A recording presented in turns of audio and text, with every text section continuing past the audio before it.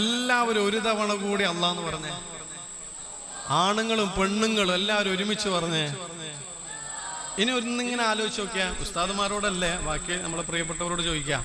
അല്ലാഹ് എന്ന് പറയുമ്പോ നാവിന്റെ അറ്റം മേലത്തെ പല്ലില്, ആ പല്ലിന്റെ ബാക്കില് മുട്ടുന്നുണ്ടോ ഇല്ലയോ എന്ന് ചിന്തിച്ചിട്ട് പറഞ്ഞേ. അല്ലാഹ് ഒന്നുകൂടി പറഞ്ഞേ. മുട്ടുന്നില്ലേ? ഇല്ലേ? മുട്ടുന്നവര് കൈവോക്ക്, കൈതാക്ക്. നിങ്ങളിപ്പം പറഞ്ഞ അല്ലാഹ് തെറ്റാണ്. അല്ലാഹ് എന്ന് പറയുമ്പോ നാവിന്റെ അറ്റം മേലത്തെ പല്ലില് മുട്ടാനേ പാടില്ല. ഒന്ന് മുട്ടാണ്ട് പറഞ്ഞാട്ടെ. അപ്പൊ ഇത് മുട്ടണം. എവിടെയാ മുട്ടേണ്ടത്? നാവിന്റെ അറ്റം മേലത്തെ പല്ലിന് മുട്ടരുത്, പല്ലിന്റെ തൊട്ടടുത്തുള്ള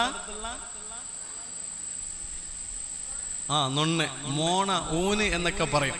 ശരിക്കും പറഞ്ഞാല് മാമന്മാര് ചിന്തിച്ചോ, അല്ലാന്ന് എഴുതുമ്പോ ആന്ന് എഴുതിയിട്ട് പിന്നെ ഏത് അക്ഷരം നമ്മൾ എഴുതാ? ലാമ്. ലാന്ന് പറഞ്ഞെല്ലാരും ലാന്നാ ലാന്ന് പറഞ്ഞെല്ലാരും ലാന്ന് പറയുമ്പോ നാവിന്റെ അറ്റം മേലത്തെ പല്ലിൽ മുട്ടുന്നുണ്ടാ? അതും മുട്ടുന്നുണ്ടാ? നല്ല മോനെ.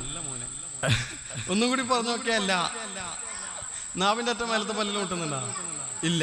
ഇല്ലല്ല, ഇല്ല. അപ്പൊ ലാ ലാ ലാ ലാ ആ സ്ഥലത്തുനിന്ന് വരണം. അല്ലാഹ് അല്ലാഹ് അല്ലാഹ് അല്ലാഹ്. മനസ്സിലായ? അപ്പൊ ഇന്ന് നമ്മൾ എന്ത് പഠിച്ച്? അല്ലാഹ് എന്ന് പറയാൻ പഠിച്ചല്ലേ.